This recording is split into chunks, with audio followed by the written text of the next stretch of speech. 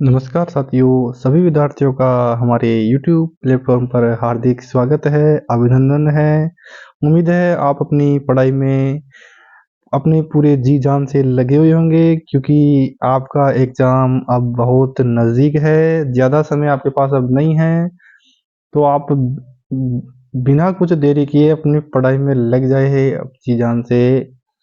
अभी भी आपके पास एक अच्छा मौका है कि आप अच्छे से अच्छे अंकों से आप बोर्ड एग्ज़ाम्स उत्तीर्ण कर सकें।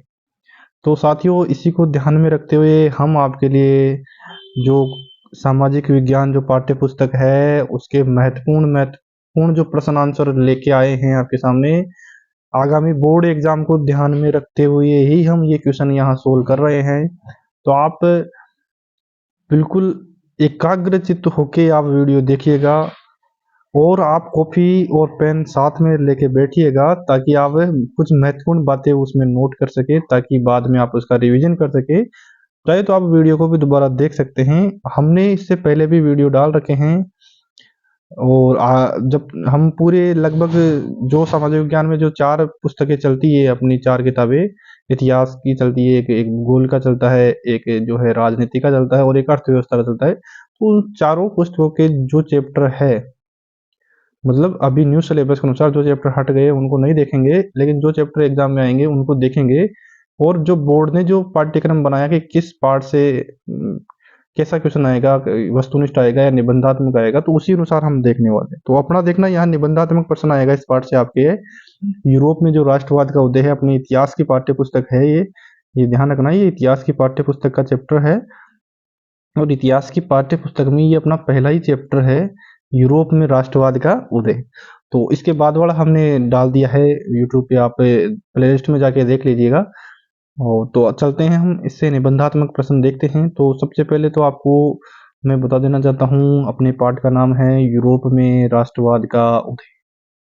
हम राष्ट्रवाद के बारे में पहले ही देख चुके हैं कि राष्ट्रवाद एक ऐसी अभिव्यक्ति है जिसमें मतलब अपने निजी स्वार्थों को छोड़कर, अपने निजी स्वार्थ जो व्यक्तिगत स्वार्थ है उसको छोड़कर अपने जो राष्ट्र हित है उसको सर्वोपरि माना जाता है। ध्यान रखना है, अपने निजी स्वार्थों को त्याग कर राष्ट्र हित को सर्वोपरि मानना ही क्या है, राष्ट्रवाद है। ठीक है, तो ये हम देखेंगे। तो ऐसी जो व्यक्ति सबसे प्रारंभ में हमें देखने को मिलती है वो यूरोप में हमें देखने को मिलती है और वहीं से हम देखेंगे इस चैप्टर में। चलते हैं हम अपने प्रश्न की तरफ और देखते हैं। हमारा पहला प्रश्न जर्मनी के एकीकरण से संबंधित है। बहुत ही इंपॉर्टेंट क्वेश्चन अपने इस चैप्टर में और पूरी संभावना है शायद बोर्ड एग्जाम्स में आपके आने की। जर्मनी में एकीकरण को, जो जर्मनी का जो एकीकरण हुआ उसको आपको समझाना है। पहले तो आपको विश्व के नक्शे में जर्मनी भी ध्यान रखना है, ठीक है। लेकिन आपके तो भारत का नक्शा आएगा, तो लेकिन फिर भी अगर आपको एकीकरण समझना है तो आपको जर्मनी का नक्शा एक बार देखना चाहिए कि उसका जो जो राज्य में जो बटा हुआ था वो कैसे एक हुए। तो हम यहाँ देखते हैं जर्मनी के एकीकरण के बारे में। एकीकरण से पूर्व देखें तो जर्मनी विभिन्न राज्यों में विभाजित था, लगभग 300 ऐसे छोटे-छोटे राज्यों में लगभग विभाजित था जर्मनी एकीकरण से पूर्व। एकीकरण मैं बता देता हूँ, 1871 में इनका जर्मनी का एकीकरण कंप्लीट होता है ना।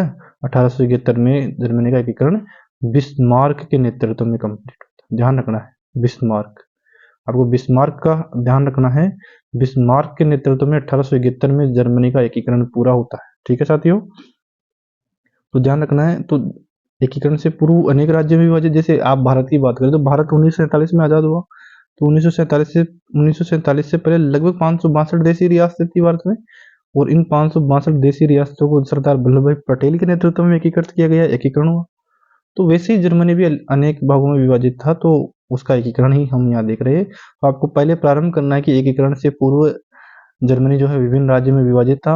1848 से पूर्व जर्मनी में राष्ट्रीयता की भावना का विकास हुआ, परिणाम स्वरूप जर्मनी एक नवीन राज्य के रूप में उदय हुआ। ध्यान रखना है, 1848 से पूर्व जर्मनी में राष्ट्रीयता की भावना का धीरे धीरे विकास होता है और धीरे धीरे जर्मनी का एकीकरण शुरू होता है और 1871 में जाके जर्मनी का एकीकरण बिस्मार्क के नेतृत्व में कंप्लीट होता है। तो ये अपनी यहाँ प्रश्न की पृष्ठभूमि हो गई। आगे हम देखते हैं, आगे है। तो सबसे पहले पॉइंट आपको देखो, निबंधात्मक प्रश्न में आपको एक ध्यान रखना है, निबंधात्मक प्रश्नों में आपको पॉइंट बनाने ही बनाने हैं, ध्यान रखना।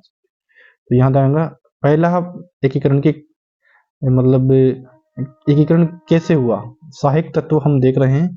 तो एकीकरण में सहायक कारक है, तो पहला कारक है या पहला कारण है एकीकरण में सहायक राष्ट्रीयता का विकास। तो जर्मनी में मध्यम वर्ग के माध्यम से राष्ट्रीयता का विकास हुआ, जिसने जर्मनी के एकीकरण का मार्ग प्रशस्त किया। तो पहला आपको पूछे कि जर्मनी के एकीकरण में सहायक तत्व बताइए, तो पहला सहायक तत्व क्या है, राष्ट्रीयता का विकास। तो वहां मध्यम वर्ग के माध्यम से वहां राष्ट्रीयता का विकास हुआ, और यही राष्ट्रीयता का विकास फिर जर्मनी के एकीकरण में एक मार्ग प्रशस्त करेगा और लोग जर्मनी के एकीकरण के लिए आगे बढ़े। अगला है विभिन्न क्रांतियों का प्रभाव। तो पहला तो अपना राष्ट्रीयता का विकास हो गया पॉइंट, दूसरा हो गया विभिन्न क्रांतियों का प्रभाव। विभिन्न क्रांतियां मतलब जैसे आपको पता है, मतलब फ्रांस की क्रांति 1789 में हुई थी। उसके बाद इससे पहले जो है 1776 में जो है अमेरिका की क्रांति हो चुकी थी। उसके बाद 1830 और 1848 की जो क्रांतियां हैं फ्रांस में हुई थी, फ्रांस मतलब यूरोप में हुई थी ये क्रांतियां। तो ये भी ध्यान रखना, 1830 और 1848 की क्रांतियां जो है इनका भी महत्वपूर्ण योगदान है जर्मनी के एकीकरण में। तो ध्यान रखना है विभिन्न क्रांतियों का प्रभाव। विभिन्न क्रांतियों से प्रभावित होकर स्वतंत्र जर्मन राष्ट्र के निर्माण का लक्ष्य रखा गया। यह नया राष्ट्र स्वतंत्रता, समानता, संगठन निर्माण की विचारधारा पर आधारित था। तो अपना दूसरा पॉइंट क्या हो गया, विभिन्न क्रांतियों का प्रभाव। तो एक तो हो गया राष्ट्रीयता का विकास, दूसरा हो गया विभिन्न क्रांतियों का प्रभाव, तीसरा है बिस्मार्क। ये तो खैर इंपॉर्टेंट है, ये तो आपको लिखना ही लिखना है, क्योंकि ये तो प्रमुख आदमी है जर्मनी के एकीकरण में।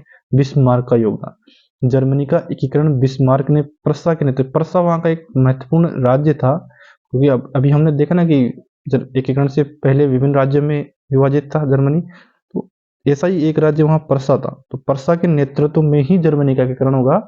प्रस्सा वहां का राज्य है, और बिस्मार्क को बाद में वहां का चांसलर बनाया गया था 1862 के आसपास। तो प्रस्सा के नेतृत्व में बिस्मार्क ने प्रस्सा की सेना और नौकरशाही को काम में लेकर अपनी रक्त, और ये भी ध्यान रखना है, रक्त और लोहा की नीति अपनाई। तो रक्त और लोहा की नीति किसने अपनाई, बिस्मार्क ने। तथा डेनमार्क, ऑस्ट्रिया और फ्रांस से युद्ध लड़कर नवोदित राष्ट्र जर्मनी को स्थापित किया। ये भी आपको ध्यान रखना है। तो बिस्मार्क का योगदान हो गया जर्मनी के एकीकरण में सबसे महत्वपूर्ण है। उसने किन किन देशों से युद्ध लड़ा, डेनमार्क से लड़ा 1864 में, ऑस्ट्रिया से लड़ा 1866 में, और फ्रांस से लड़ा 1870 में। ये भी ध्यान रखना है, ठीक है ना। ये तीनों युद्ध लड़के ही जर्मनी का क्या होगा, एकीकरण होगा बिस्मार्क का नेतृत्व। और अपनी रक्त और लोहा की नीति के माध्यम से जो है बिस्मार्क जर्मनी का क्या करेगा, एकीकरण करेगा। तो अपने 3 पॉइंट हो गए हैं, आप फिर से देख लीजिएगा। जर्मनी के एकीकरण को समझाइए, तो आप ध्यान रखना, पहला कारण जर्मनी के एकीकरण का महत्वपूर्ण कारक है राष्ट्रीयता का विकास, दूसरा है विभिन्न क्रांतियों का प्रभाव, और तीसरा है बिस्मार्क का योगदान। अब चौथा देख रहे हैं विजयोत्सव। विजयोत्सव ध्यान रखना है, विजयोत्सव मतलब ये एकीकरण होने के बाद की घटना है। जब पूरा एकीकरण संपूर्ण हो गया तो 18 जनवरी 1871 को बिस्मार्क ने नव स्थापित जर्मनी के संचालन हेतु प्रस्सा के राजा विलियम को क्या बनाया, सम्राट घोषित किया। ध्यान रखना, ये कब किया, 18 जनवरी 1871 को बिस्मार्क ने, मतलब प्रस्सा का ही था पहले, ये विलियम जो है सम्राट विलियम, ये प्रस्सा का सम्राट था, लेकिन प्रस्सा के नेतृत्व में जर्मनी का एकीकरण हुआ। तो जब पूरा जर्मनी एक हुआ तो पूरे जर्मनी का सम्राट किसे घोषित किया, विलियम को। इसके अलावा आप अनेक पॉइंट ये भी लिख सकते हैं कि बौद्धिक वर्ग का योगदान, जैसे हम लिखते हैं ना, बौद्धिक वर्ग का योगदान, समाचार पत्रों का योगदान, ये चीजें भी आप इसमें लिख सकते हैं।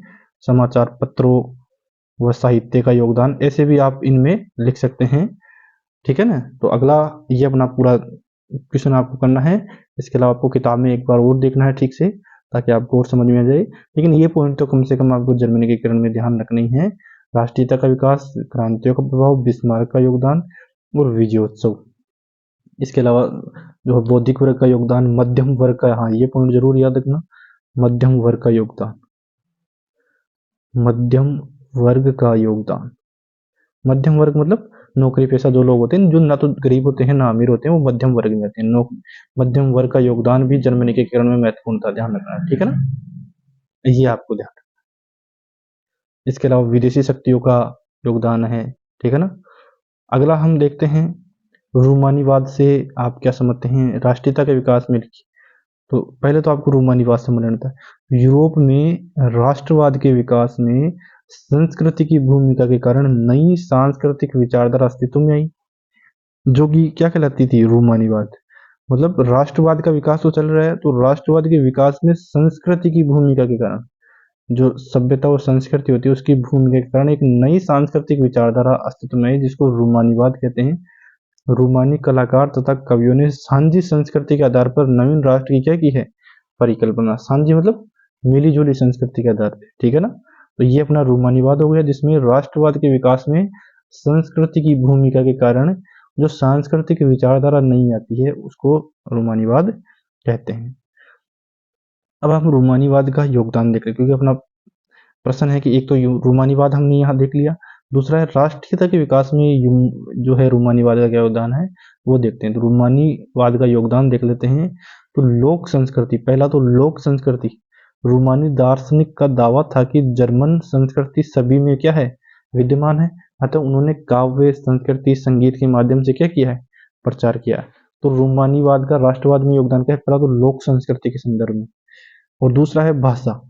सांस्कृतिक विकास में भाषा का योगदान महत्वपूर्ण होता है, तो उन्होंने भाषा को भी जो है महत्वपूर्ण माना है या महत्वपूर्ण बनाया है, तो इसका भी योगदान महत्वपूर्ण है। तो सांस्कृतिक विकास में भाषा का योगदान महत्वपूर्ण है।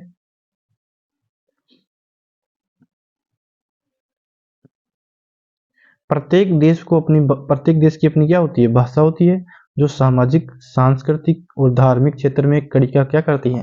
काम करती है।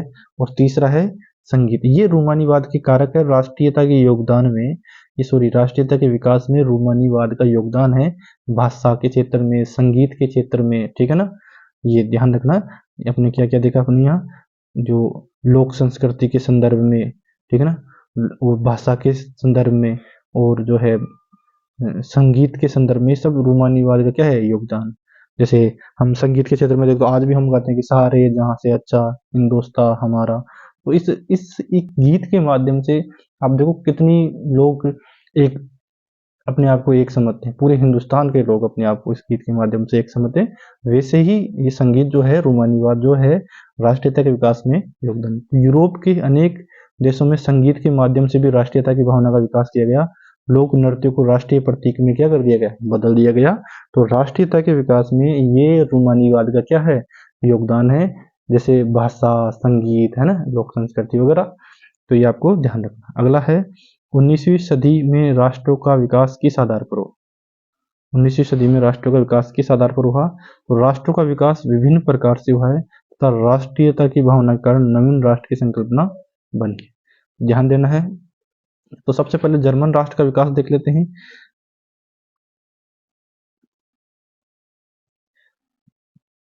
जर्मन राष्ट्र का विकास देख लेते हैं। तो जर्मन राष्ट्र में आप संसद 1848 में जर्मन संघ ने राष्ट्रीयता की भावना से प्रेरित होकर एक संसद का गठन किया, जो फ्रैंकफर्ट संसद कहलाती है। ध्यान रखना, 1848 में ये बुलाई जाती है फ्रैंकफर्ट में।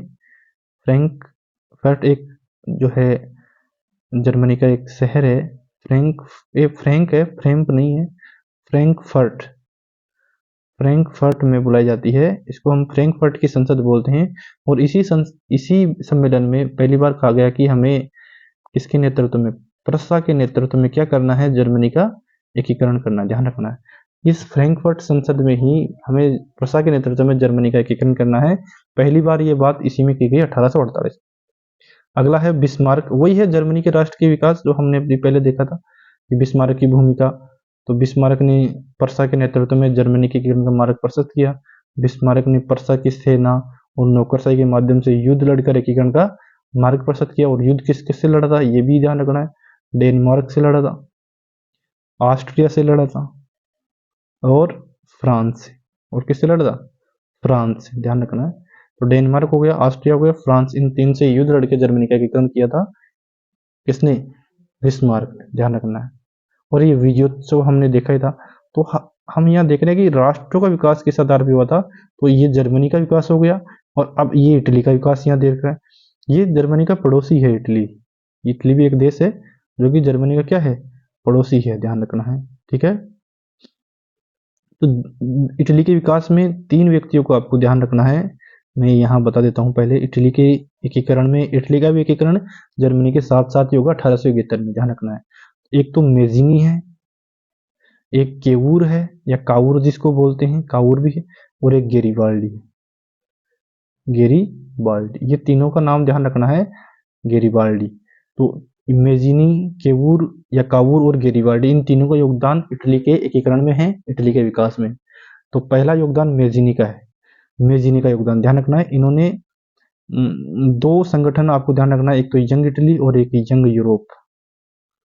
यंग यूरोप, तो यंग इटली और यंग यूरोप मेजिनी के द्वारा स्थापित है। तो इटली के एकीकरण में पहला मेजिनी का योगदान देखेंगे हम। इटली के एकीकरण से पूर्व विभिन्न राज्यों में बटा हुआ था, वही बात है जैसे जर्मनी विभिन्न राज्यों में बटा हुआ था। भाई विभिन्न राज्यों में बटा हुआ है तभी तो एकीकरण होगा ना, भाई बटा हुआ है तभी तो एक होगा, एक ही है उसका तो क्या एक होगा, ठीक है ना। तो ये तो आपको लिखना ही है कि एकीकरण से पूर्व विभिन्न राज्यों में बटा हुआ था। अतः मेजिनी ने 1831 में यंग इटली का निर्माण कर ये सोर्डिनिया पीडमॉन्ट, ध्यान रखना, ये ध्यान रखना, सार्डिनिया पीडमोंट के नेतृत्व में एकीकरण का मार्ग प्रशस्त किया। ये तो इटली का एकीकरण, ये इटली का एक राज्य है सार्डिनिया पीडमोंट, ध्यान रखना है।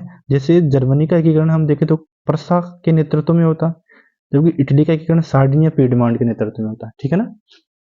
तो ये तो हो गया मेजिनी का योगदान हो गया। अब हम कावूर का देखते हैं।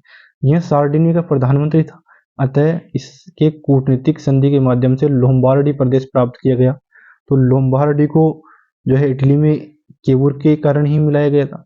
और अंत में देखते हैं गेरिबाल्डी का योगदान।